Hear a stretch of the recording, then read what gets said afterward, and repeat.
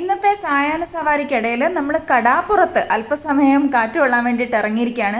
സന്ധ്യയും മഴയും തമ്മിൽ പ്രേമിച്ച് കല്യാണം കഴിക്കുമോ എന്ന് സംശയിക്കുന്ന ഒരു സമയത്താണ് നമ്മളവിടെ എത്തുന്നത്.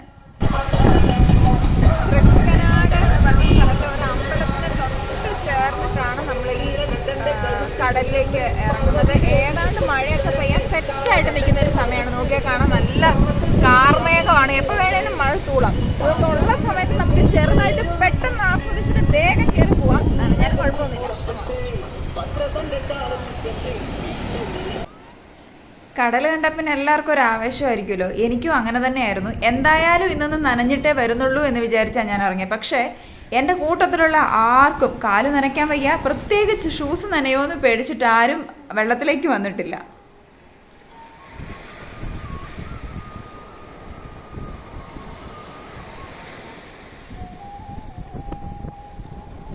ഞാൻ നല്ല എൻജോയ് ചെയ്യുമായിരുന്നു. ഏതായാലും ക്യാമറാമാനോട് ഞാൻ പ്രത്യേകം പറഞ്ഞ് ഏൽപ്പിച്ചു, നല്ല തിരകളൊക്കെ വന്ന് അടിക്കുമ്പോൾ അത് കറക്റ്റായിട്ട് ഷൂട്ട് ചെയ്യണേ എന്ന് പറഞ്ഞ് ഏൽപ്പിച്ചതാണ്. പക്ഷെ ഇവിടെ സംഭവിച്ചത് എന്താണ്? ഒരു നല്ല അടിപൊളി തിര വന്നു. ഏതാണ്ട് അരഭാഗം വരെയും കവർ ചെയ്ത് വെള്ളം കൊണ്ടുപോയി. പക്ഷേ ഷൂ നനയുമെന്ന് പേടിച്ച് അദ്ദേഹം പിന്മാറിയത് കൊണ്ട് അത് കിട്ടിയില്ല. പിന്നെ കരയിൽ കൂടെ തിരപ്പാറ ഞാൻ കുറച്ച് സമയം നടന്നു. തിര ഇപ്പം വരുമോ നോക്കിയിട്ട്. കുറേ സമയം ഞാൻ വെയിറ്റ് ചെയ്തു, എന്നിട്ട് വരുന്നില്ല. അപ്പോൾ ഇവിടെ വന്നിട്ട് അവർ തിരിച്ചു പോകുന്നു.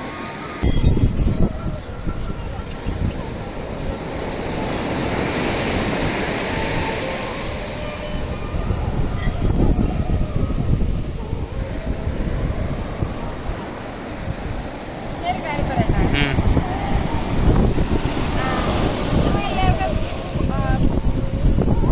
എല്ലാവർക്കും വീണ്ടും തരാം.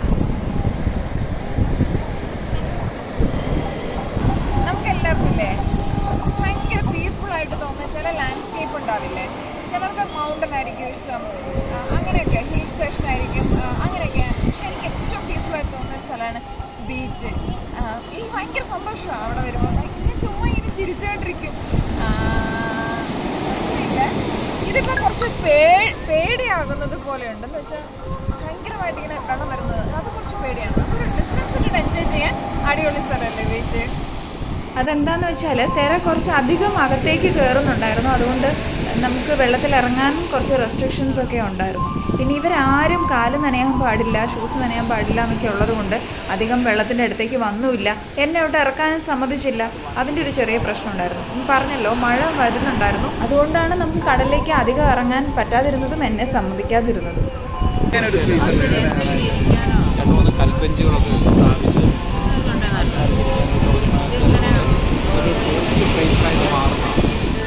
നല്ലൊരു ബീച്ചായിരുന്നു.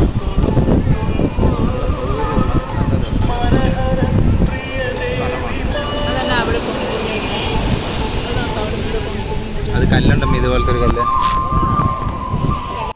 ഇത് സന്ദർശിക്കാൻ വരുന്നവർക്കും ടൂറിസ്റ്റുകൾക്കൊക്കെ ഇരിക്കാനുള്ള കൽബെഞ്ചുകൾ സ്ഥാപിച്ചിരുന്നെങ്കിൽ വളരെ നല്ലൊരു ടൂറിസ്റ്റ് പ്ലേസായി ഇത് മാറുമായിരുന്നു എന്ന വിലയേറിയ അഭിപ്രായം പറയുമായിരുന്നു അച്ചച്ചൻ. പക്ഷെ അത് ഇതിൻ്റെ ഒച്ചപ്പാടിനിടയിൽ തിരിഞ്ഞില്ല.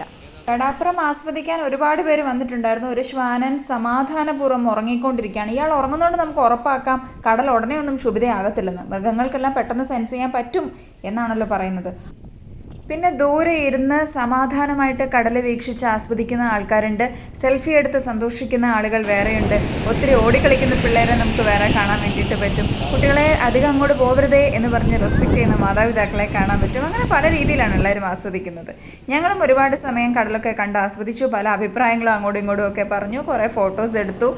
നല്ല കാറ്റ് വീശുന്നുണ്ടായിരുന്നു. നല്ല പീസ്ഫുള്ളായിരുന്നു ഏതായാലും ബീച്ചിൽ വന്നിട്ട്. പക്ഷേ ആകാശം അങ്ങനെ കളറ് മാറി വരുന്നുണ്ടായിരുന്നു. എപ്പോൾ വേണമെങ്കിലും മഴ പെയ്യാം എന്നൊരു രീതിയിലായിരുന്നു ഉണ്ടായിരുന്നത്. മഴ തൂളുന്നതിന് മുൻപേ തിരിച്ചു പോരാൻ നമ്മൾ തുടങ്ങിയത് കണ്ടോ. ആകാശം നല്ല ചുവന്ന കളറിലേക്ക് മാറിയിട്ടുണ്ടായിരുന്നു. ഓക്കെ, നമ്മൾ അവിടുന്ന് പിന്നെ മഴ തൂളാൻ നിന്നില്ല, അതിന് മുന്നേ തന്നെ പുറപ്പെട്ടു. പിന്നെ നമ്മൾ പുതിയ റോഡിൻ്റെ പണിയൊക്കെ ആസ്വദിച്ച് ഇങ്ങനെ വന്നുകൊണ്ടിരിക്കുകയായിരുന്നു. നല്ല സ്പീഡിൽ നമുക്ക് വണ്ടി ഓടിക്കാൻ പറ്റുമായിരുന്നു. ഓക്കെ, ഇടയ്ക്ക് നമ്മൾ നിർത്തി പാലത്തിൻ്റെ സൗന്ദര്യമൊക്കെ ഒന്ന് ആസ്വദിക്കാൻ വേണ്ടി. പുതിയ റോഡിൻ്റെ പണി നടക്കുന്നതിൻ്റെ വഴിവെക്കിൽ എല്ലാവരും അവിടെ നിന്ന് കാഴ്ച കാണുന്നുണ്ട്.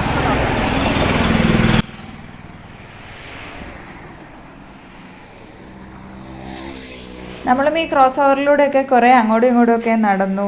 താഴേക്കുള്ള സ്റ്റെപ്സിലൂടെയൊക്കെ ഒന്ന് കയറി ഇറങ്ങി നോക്കി. 3 നിലയിലാണ്, അത്രയും ഹൈറ്റിലാണ് നമുക്ക് ഈ ബ്രിഡ്ജ് ഉള്ളത്. അതിലെല്ലാം കയറി ഇറങ്ങി കണ്ടു. അതിലെ പോകുന്ന നമ്മുടെ റെയിൽവേ ട്രാക്കുണ്ട്. കറക്റ്റ് സമയത്ത് അതിലെ ട്രെയിനും പോകുന്നുണ്ടായിരുന്നു. നമ്മൾ അതും കുറച്ച് സമയം നോക്കിക്കൊണ്ടൊക്കെ നിന്നു. കണ്ടോ, ഇത്രയും ഹൈറ്റിലാണ് നമുക്ക് ആ ബ്രിഡ്ജ് ഉള്ളത്. അതുകൊണ്ട് വണ്ടി നിർത്തി താഴേക്ക് നോക്കി ദൂരേക്ക് നോക്കിയൊക്കെ നിൽക്കാൻ നല്ല സുഖമാണ്. റോഡ് പണിയെക്കുറിച്ചും ഇനി വരുംകാലങ്ങളിൽ കാണാൻ പോകുന്ന മറ്റ് പല മാറ്റങ്ങളെക്കുറിച്ചും ഒക്കെ നമ്മൾ റോഡിൻ്റെ അരികിൽ നിന്ന് ആ കാറ്റും കൊണ്ട് ഒരുപാട് ചർച്ചകൾ നടത്തി. ഈ ഹൈവേയോട് ചേർന്ന് വീടുള്ളവർക്ക് നടക്കാൻ എന്തെങ്കിലും അസൗകര്യം ഉണ്ടെങ്കിൽ, അതായത് അവർക്ക് വീട് മുറ്റത്ത് കൂടെ നടക്കാനുള്ള സൗകര്യം ഇല്ലയെന്നാണ് എങ്കിൽ, ഫ്രീ ആയിട്ട് വൈകുന്നേരവും രാവിലെ ഇതിലൂടെ നടക്കാനുള്ള സൗകര്യം നമുക്ക് സർക്കാർ അറേഞ്ച് ചെയ്ത് തന്നിരിക്കുകയാണ്. നല്ല സെറ്റപ്പ് അല്ലേ? നല്ല സൗകര്യമുണ്ട്. അങ്ങനെ വഴിയരികി കുറേ സമയം കഥ പറഞ്ഞും വായി നോക്കി നിന്നുമൊക്കെ കഴിഞ്ഞപ്പോൾ നമ്മുടെ വിശപ്പിൻ്റെ വിളി വന്നിരിക്കുകയാണ്. വിശപ്പങ്ങോട്ട് വയറ്റിൽ നിന്ന് നാക്കേൽ വന്ന് തട്ടാൻ തുടങ്ങി, എനിക്കെന്തെങ്കിലും തായോ എന്നുള്ളത്.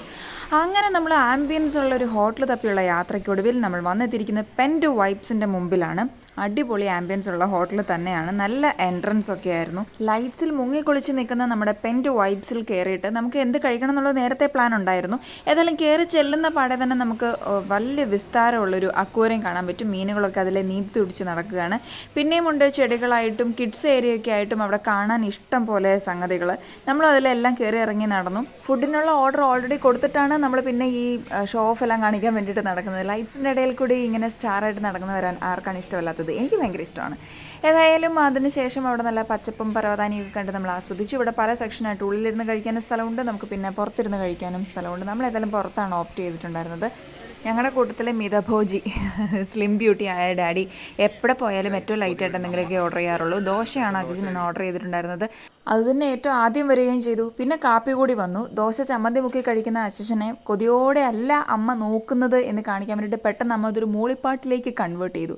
ഓക്കെ, നമ്മൾ ആരും കണ്ടില്ല എന്ന് തന്നെ നടിച്ചേക്കാൻ, പ്രശ്നമൊന്നുമില്ല. അമ്മ ആഗ്രഹിച്ചിരിക്കുന്ന ഗഡാഗഡിയൻ ഐറ്റം ഇനിയും വരാനിരിക്കുന്നതേ ഉള്ളൂ. അതുകൊണ്ട് അമ്മ കട്ട വെയിറ്റിങ്ങിലാണ്. പിന്നെ ഈ സമയത്ത് ആരാണ് ഭക്ഷണത്തിൽ കൈയിട്ട് വരാൻ ആഗ്രഹിക്കാത്തത്? കൈയിട്ട് വരാൻ ഞാൻ മിടുകയുമാണ്. അതുകൊണ്ട് അച്ഛൻ്റെ ദോശയിൽ ഞാനും ഒന്ന് കൈവച്ചിട്ടുണ്ടായിരുന്നു. നമ്മുടെ സ്പെഷ്യൽ ഐറ്റം എത്തിപ്പോയേ. നമ്മൾ 3 പേരും ഡിഫറെൻറ്റ് ടൈപ്പ് ഓഫ് ഫലൂദയായിരുന്നു ഓർഡർ ചെയ്തിട്ടുണ്ടായിരുന്നത്. എൻ്റെ അമ്മ ഒരു ഓൾ ടൈം ഫലൂദ ലവറാണ്. അമ്മയുടെ പേരും പറഞ്ഞ് ഈ മനുഷ്യൻ ഇഷ്ടം പോലെ ഫലൂദ ഈയിടെയായിട്ട് അകത്താക്കുന്നുണ്ട്. അത് പിന്നെ പോട്ടേന്ന് വെക്കാം, ഒരു മനുഷ്യന് പോലും ടേസ്റ്റ് ചെയ്യാൻ പോലും തരാതെ കിട്ടുന്ന അപ്പാടെ അത് വയറ്റിലാക്കുന്ന ഒരു സൂക്കേടും കൂടിയുണ്ട്.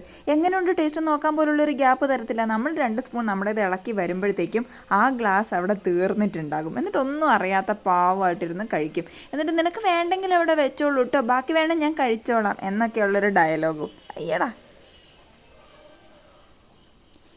ഒരാൾ പിന്നെ നേരത്തെ കഴിച്ചു കഴിഞ്ഞത് കൊണ്ട് മറ്റുള്ളവർ വരാൻ വേണ്ടിയിട്ട് വളരെ അക്ഷമനായിട്ടിരിക്കുകയാണ്.